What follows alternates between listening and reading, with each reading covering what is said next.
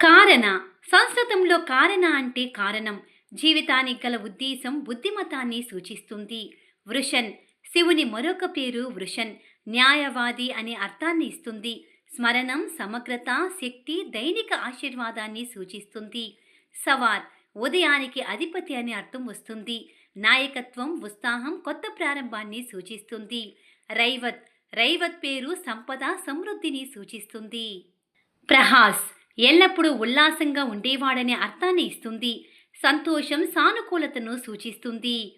అనంత శాశ్వతమనే అర్థాన్ని ఇచ్చే అనంతమనేది శివుని పేరు. అపరిమిత శక్తి, అన్ని పరిమితులను అధిగమించిన దైవిక శక్తిని సూచిస్తుంది. గిరిక్ గిరిక్ అంటే పర్వతాల్లో నివసించేవాడు. శక్తి, స్థిరత్వం, దైవిక శక్తి సూచిస్తుంది. ఏకాక్ష సంస్కృతం పదమైన ఈ పేరు శివుడు ఆధ్యాత్మిక ధ్యానోదయంతో సంబంధం కలిగి ఉంటుంది.